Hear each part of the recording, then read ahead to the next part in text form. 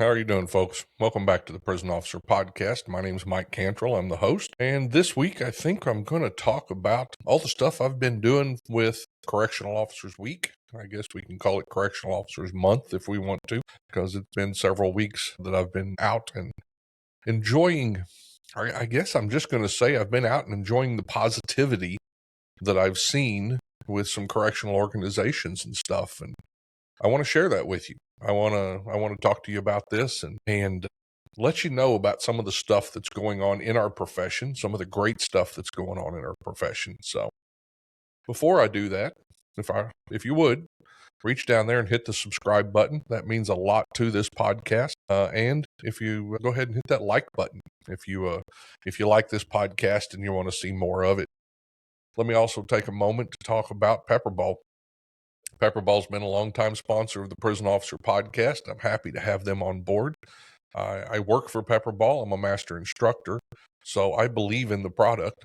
I've used it hundreds of times, and I can tell you that when it comes to having a tool on your tool belt or on the cart you take down range, whatever it is, Pepperball is one of them that I have to have on there because it gives me the ability to de-escalate a lot of situations without having to put hands on, without having to put my staff in harm's way.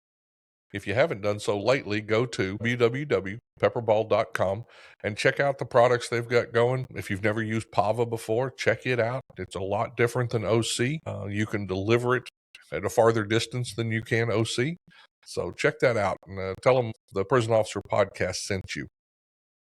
So back to what I've been doing. I hate to admit this. I'm usually up on what's going on with corrections, but one of the things I missed was a group called One Voice United, and I had not heard of One Voice United. I didn't know what they were doing. They've been around for a little while now, and they reached out and invited me to be part of a panel for their next conference, and I was happy to do that. I was excited to do it. What made it even better was the fact that they also asked Pete Bloodworth from Corrections Unfiltered.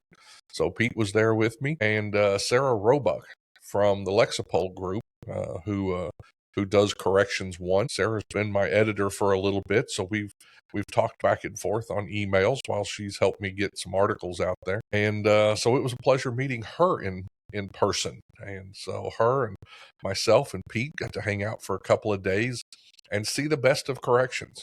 I mean, that's kind of what I'm going to say. I think they highlighted the best of corrections in many ways. So, the first day, the conference theme was elevating our profession, which I mean, come on, that's a great theme. That's a great way to go about this. And we started it off, Sarah and myself and Pete. We started it off the first day with a panel. Well, we had a moderator up on stage. It was kind of cool. I hadn't done anything quite like that before, so it was pretty cool. But it was our jobs and our voices. And what we talked about was and I talked about this on the last episode, so if you haven't, go back and listen to Tevin Dixon and I talked about nature abhors a vacuum, right? And if we don't give the media the truth, if we don't reach out and be part of the story, they're going to fill it with whatever they want. And you see that right now. I mean, you can go out and watch a TV show about prison or a movie about prison or a news article about prison on one of the major media outlets, and it's almost always going to be negative. And the few things that corrections does put out tend to be inmates. Inmates got their GED. Inmates did this for the public, but rarely are the agencies really pushing the great job that corrections does, the great people that work inside. And so it was, what can we do to make that better? And so the reason they brought us in is because, Pete and I both run podcasts, and both of our podcasts are very positive towards corrections. And not so much, I don't know if you guys know this, I get several emails a week with people wanting to be on this podcast. And a lot of them are business leaders. I see you talk about leadership. I can come on and, I can talk to you about leadership. That's not what this podcast is about. It's about leadership, but it's about correctional leadership from the people who've been there, seen it, done it, right? That's who you're going to learn. That's who you need as a mentor. That's who we need to get because we're different. We're not a CEO of a company somewhere that gets to sit in an office. That's not the way our world works. And I'm not saying there aren't things we can't learn from that type of leadership, but what you guys need and what I need is the leadership that comes from years of experience doing this job. The other thing I get a lot of emails about is, hey, I was an inmate and I want to come tell my story. I do good now. I've started a business, and I write them back and I tell them, I said, this podcast is for correctional staff. That's what I built it for. That's what I have ran it for. That's what its purpose is to uplift and build and train and empower and give knowledge and skills to correctional staff. So, a very niche podcast, and I understand that. But that's part of the reason that they brought us on. How can we influence media? And this is how I influence media. This podcast is a direct result of my frustration seeing all the negativity in the world about corrections. And I thought to myself, how am I I can either sit here and take this, or I can stand up and say something. So I built a podcast, and here we are today. But that's kind of what our talk was about. How does that affect the public view, the public sentiment towards our profession? And Pete and I both do the same thing as far as trying to build up corrections, trying to bring in the people who make this profession something to look up to, who bring on the people who train the new staff, who build the cultures, who lead the staff. And so that's so important. And Sarah was on that panel with us, and I want to thank Corrections One. I have several articles printed over there, but I think my first article was like 2015 with them. And they are one of the few media outlets that, they have focused on corrections. They have focused on making this profession better, and reporting it accurately and giving a voice to correctional staff. Almost everybody, if you look in the people who write articles for Corrections One, myself, Gary York, Gary Cornelius, all have corrections experience. And so that's so important that they actually are getting some of the information and some of those stories, at least, from the correctional professionals who've done the work. And so that's what that panel was about. How can we affect that? How can we build that? How can we give corrections a better name? I guess that's what I'll call it. So the next section of the One Voice United conference was, we had bringing this work back home. And they had some people up there who are doing big things in corrections to help corrections staff, to help this profession. One of them was a couple who have built a wellness program. They built it for their agency, but now it's expanding. It's going outside of their agency, and they're getting quite a bit of success going places and taking that wellness program to the people that need it. One of the others, and I don't remember the name of it right off, but it was about, and they were in Nevada. It's a group of, I think it's a union group, and they are working hard to bring the legislators who make the laws, who decide the laws that affect our everything, our working environment, our pay, all that stuff, to make those legislators stop and come take a walk through a prison. Now, I've been advocating this for years. If you're a judge, if you're a politician of any level, from county commissioner to president, you should be walking through a prison. You should go see what the results of our justice system are. So many people want to just take the criminals, put them behind the wall. Now I don't have to look at them. That doesn't mean they don't exist. That doesn't mean that you shouldn't be involved in our justice system any longer.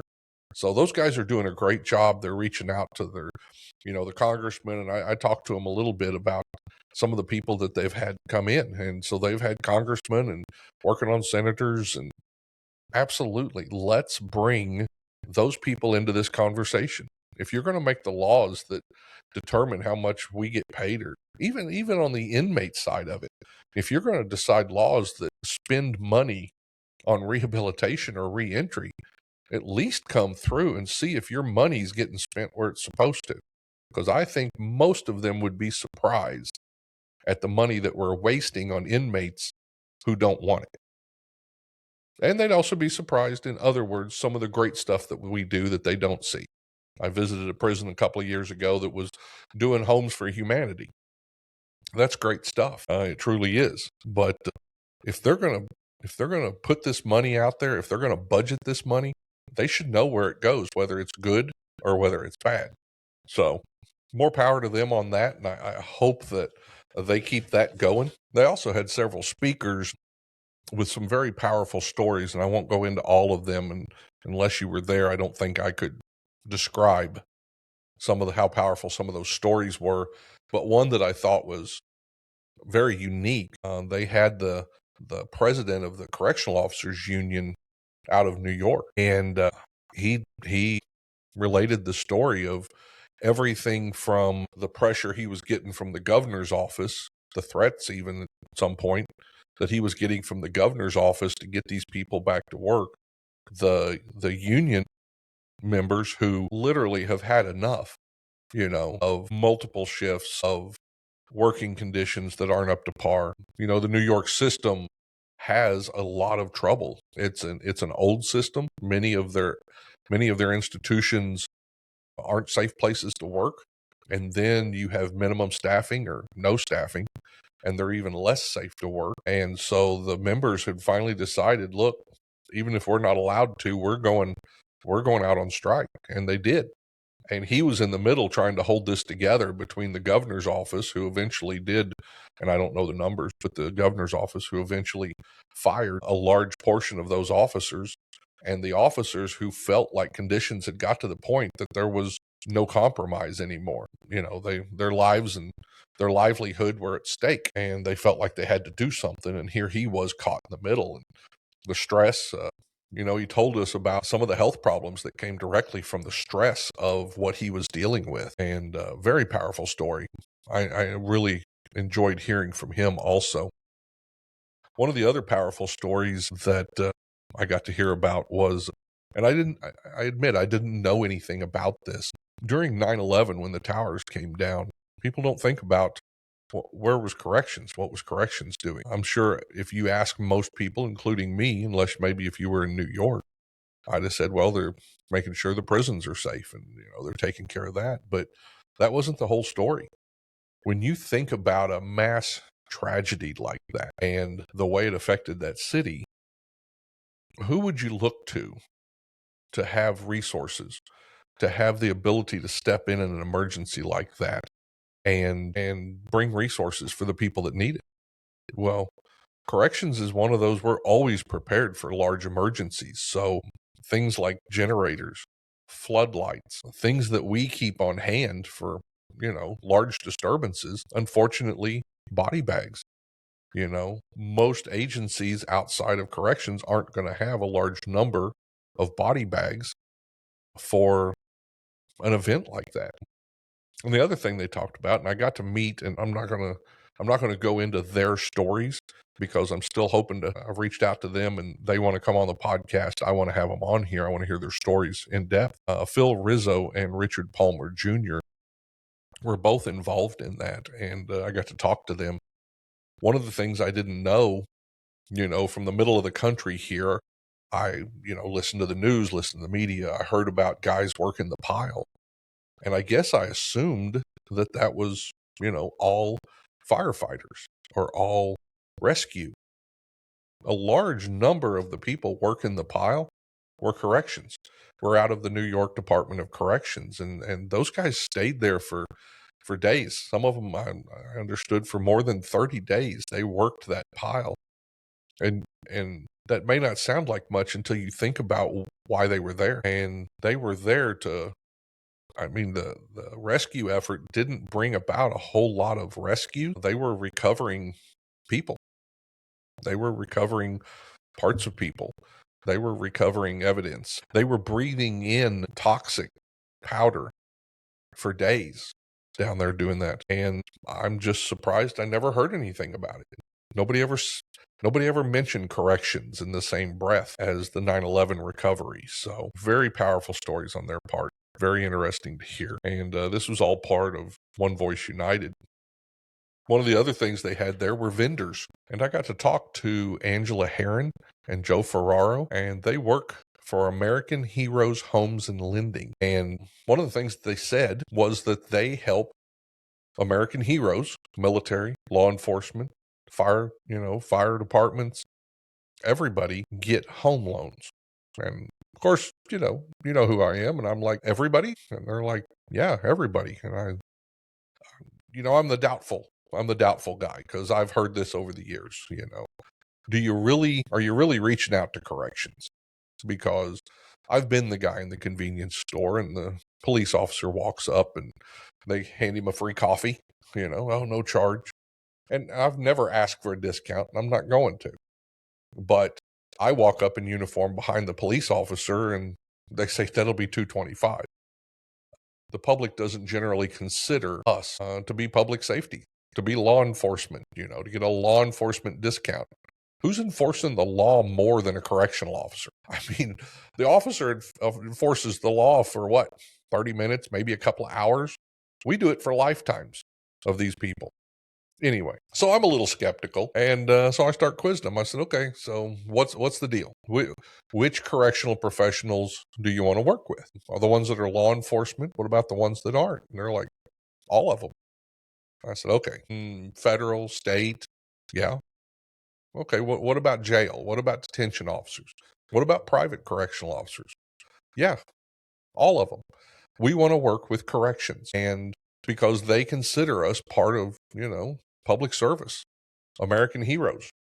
American heroes, homes and lending, they're not a lender, but they're going to walk you through it, and they're going to support you, and they're going to help you get the best deals, the best service. They have the connections to get you a home loan. And I talked to one of the guys that was at the conference, and he has went through them, and in like 3 days later he was going to close on his house. And so we had a phone call.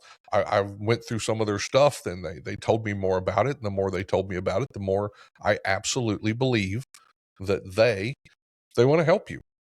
They want to work with you. It doesn't matter whether you're state, federal, county, whatever. If you're a correctional officer, give them a call, check them out if you're going to want to do a home loan. And I'm going to tell you, this isn't a commercial. They're not paying me anything. I'm not paying them anything. It was just something I saw at one of the vendor tables, and I was like, wow, that's something that could help correctional staff. Truly. I mean, getting into a house, you want to talk about wellness in a family, outside of work, having a good house, not having to worry about bills quite as much. That's the kind of stuff that that I think promotes good wellness. I remember when I was working and when I started, my wife and I were broke. We were broke as could be. And so, making that house payment and finding a good house to have your family in where they're comfortable, it makes a lot of sense to me. Check them out. Tell them the Prison Officer podcast had them on there, and let them know that you want to check out what they can do. I'd love to hear about it. Shoot me an email if you do reach out to them, and let me know how it works out for you. But they really impressed me. They're there for the right reasons. Joe's father is a firefighter, and they had problems with some house loans and stuff when he was younger, and he remembers that. That's part of the reason he got into this is, he wanted to help public service and American heroes. And so they work with law enforcement, military, firefighters, dispatchers. I know you guys get left out like corrections do. But reach out to them and let me know. Send me an email. I hope this works out. And I'll have links in the show notes here so that you can go to their website and get in touch with them. One of the things that I didn't know existed happened on the last night we were there. And One Voice United hosts the National Medal of Honor for Corrections, where they recognize courage, leadership, commitment, across the agencies, across corrections. And so I got to go to that banquet. I got to go to that event. It is so nice. I'm used to seeing somebody get a plaque, and then we go up to the admin office and we stand there, and some admin person stands next to us, the warden or superintendent or whoever it is, and we smile. And if they're really doing it, it goes on Facebook.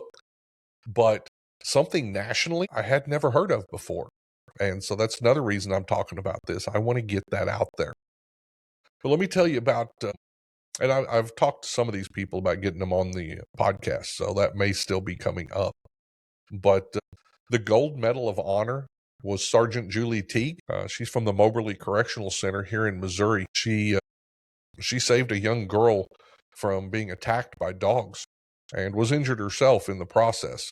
But she was the gold medal of honor winner. Corrections Officer Obie Johnson, Jacksonville Sheriff's Office, jumped in the water, saved a person. The bronze medal of honor, Lieutenant Tyler Gaines from Dick Connor Correctional Center in Hominy, Oklahoma. He saw a police officer who was struggling with a suspect, and the suspect was trying to get the officer's gun, and Lieutenant Tyler jumped in there and assisted the officer. They also had some other awards, national level awards, an Excellence in Corrections Award for case manager Dana Mueller, Colorado Territorial Correctional Facility, Supervisor of the Year for John Coleman, North Carolina Correctional Enterprises, Raleigh, North Carolina, and then a Lifetime Achievement Award for Thomas White out of Ocala, Florida.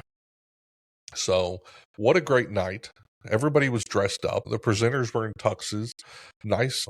They had, photographers, and everybody was dressed up, and a nice meal. It was just great to be part of that and to see corrections celebrated in that way.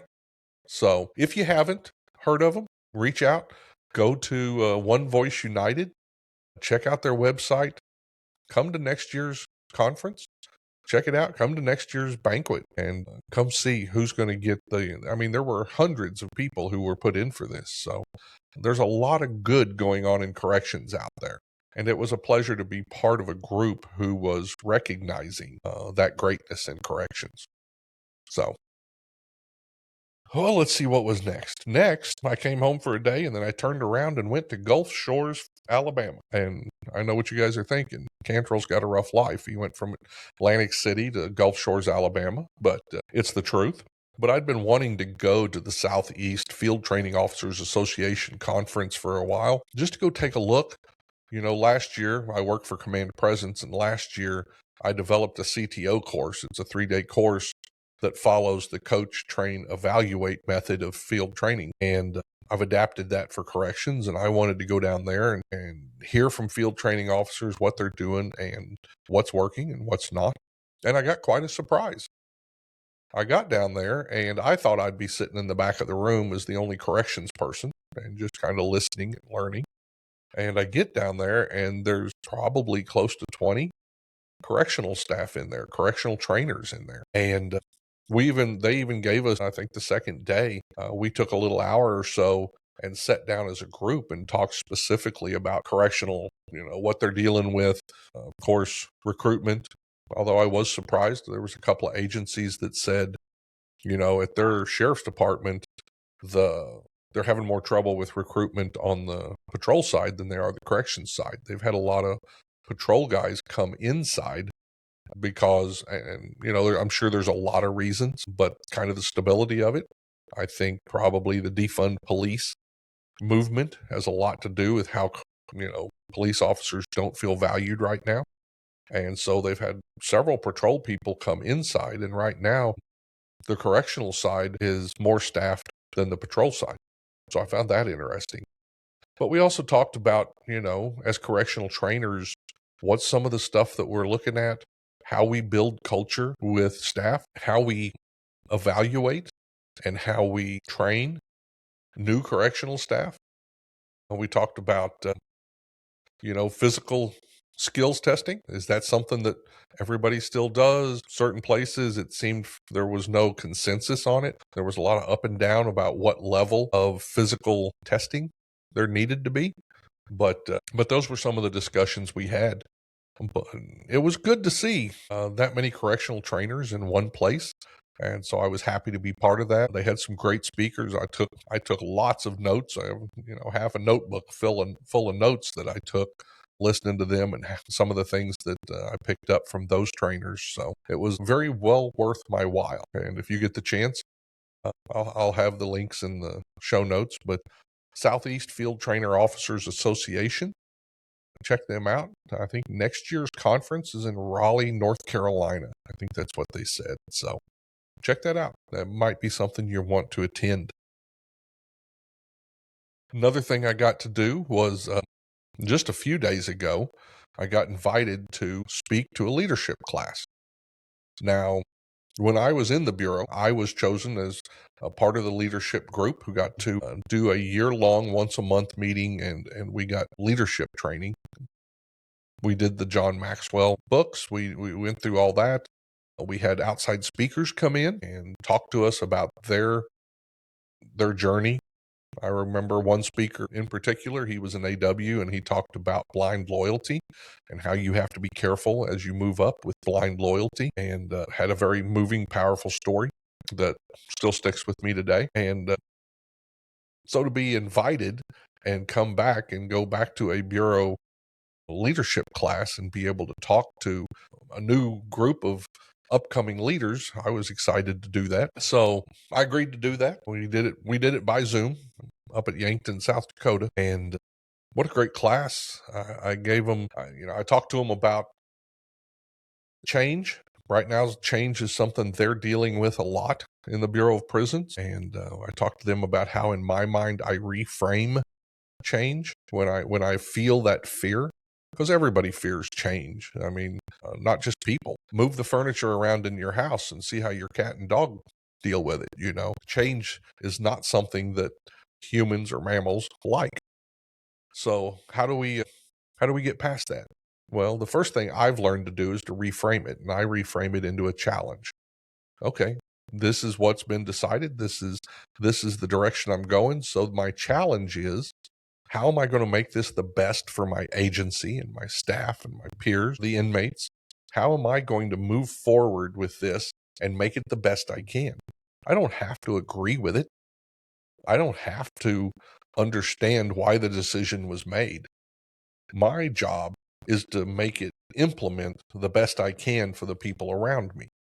And that's how I handle change. But change follows, fear in everyone when we start talking about change.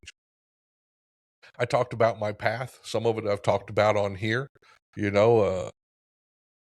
being in the parking lot at 2:00 in the morning after a week's worth of doubles and 20-hour shifts, and not remembering where my car was at, and making that decision that I needed to make a change in my life, that I needed to find direction in my life. And I did. It turned out to be training staff was what brought me purpose, and why I continued to keep working in corrections and excelling and promoting.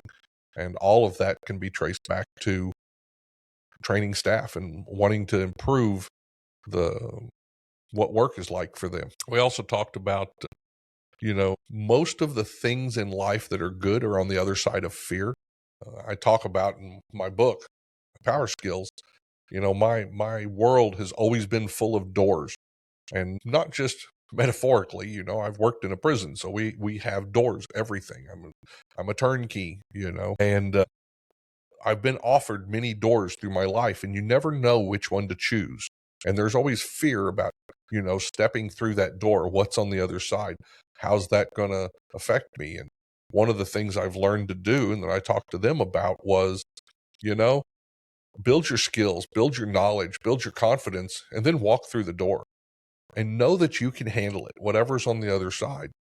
Walk through it, handle it, move on. Sometimes those doors led me down paths that I didn't expect. Sometimes those doors led me down paths that I had to fight to get back out of. And sometimes those doors were a gift, that led me to places where I met people and did things that I'm very proud of. So don't be afraid of walking through those doors. And that was one of the conversations we had. So great time with them. I really appreciate them inviting me to be part of that, and look forward to hopefully doing it again in the future sometime. Well, I wanted to come on here and talk.